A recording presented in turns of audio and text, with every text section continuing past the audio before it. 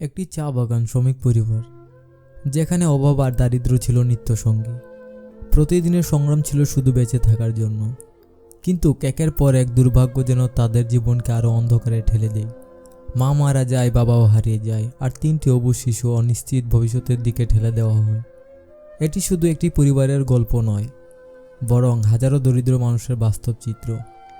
একটি হৃদয় বিদারক সত্য ঘটনা যা আপনারা শুনলে আপনার চোখে পানি আসতে বাধ্য হবে।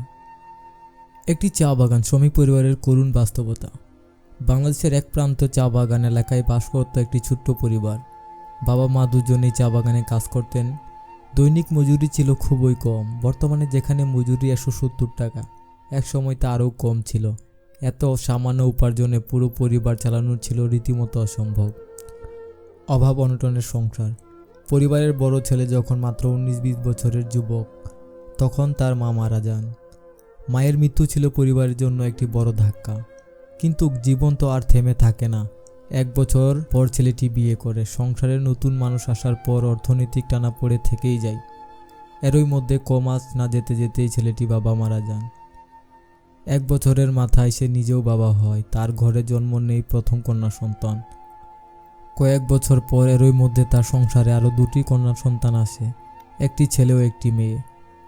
কিন্তু অভাব আর দারিদ্র্য তাদের জীবনকে প্রতিনিয়ত বিপর্যস্ত করে তুলছিল।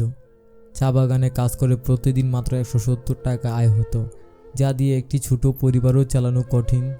সেখানে 5 জন মানুষের জীবনযাত্রা প্রায় অসম্ভব হয়ে দাঁড়ায়।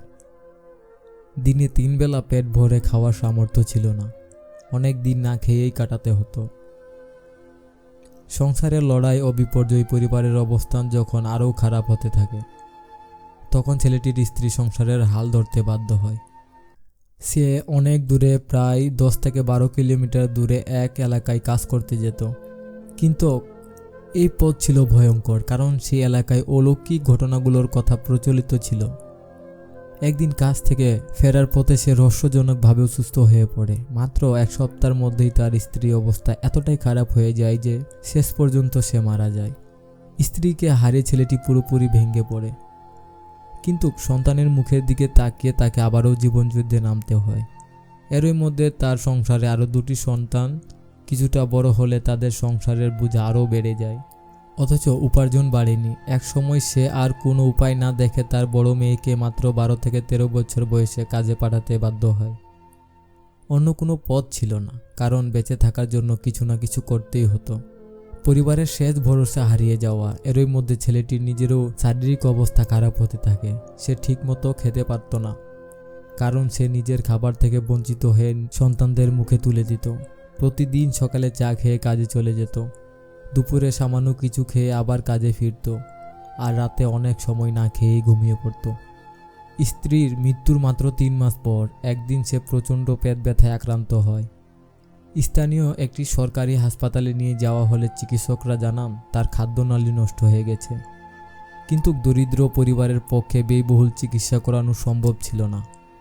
পরিবারের লোকজন তাকে বাড়িতে ফিরিয়ে আনে, আর কয়েকদিনের মধ্যে ছেলেটি মারা যায়।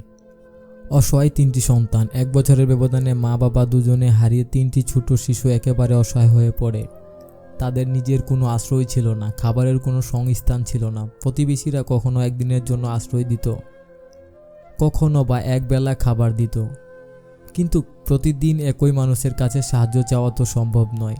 তাই এক সময় তারা আশেপাশে বাড়িতে কাজ করতে বাধ্য হয়, যেন অন্তত নিজের খাবারটুকু জোগাড় করতে পারে। তাদের জীবনের কষ্ট ভাষায় প্রকাশ করা সম্ভব নয়। মা বাবা হারানোর যন্ত্রণা তো ছিলই, সেই সঙ্গে ক্ষুধার কষ্ট, নিরাপত্তার অভাব, ভবিষ্যতের অনিশ্চয়তা, সব মিলিয়ে এক অবর্ণনীয় জীবন সংগ্রাম।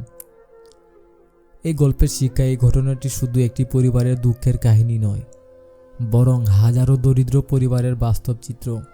চা বাগানের শ্রমিকরা যুগ যুগ ধরে কষ্ট করে কাজ করলেও তাদের জীবনে কোনো উন্নতি হয় না। ন্যূনতম মজুরিতে তারা জীবন চালাতে পারে না, অথচ সমাজের মূলধারায় তাদের কথা খুবই কম আলোচিত হয়।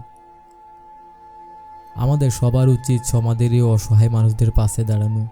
হয়তো আমরা সবাই সাহায্য করতে পারবো না, কিন্তু তাদের কষ্টগুলো অন্তত উপলব্ধি করতে পারি এবং সচেতনতা বৃদ্ধি করতে পারি, যাতে ভবিষ্যতে এমন নিষ্ঠুর বাস্তবতা কারো জীবনে না আসে।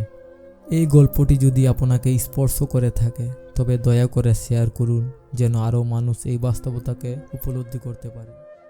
গল্পটি যদি আপনাদের ভালো লেগে থাকে তাহলে লাইক, কমেন্ট, শেয়ার এবং অবশ্যই সাবস্ক্রাইব করতে ভুলবেন না। আজকের জন্য শেষ এখানেই। বেঁচে থাকলে ইনশাল্লাহ নেক্সট ভিডিওতে দেখা হবে। সবাই ভালো থাকবেন, সুস্থ থাকবেন। আল্লাহ হাফেজ।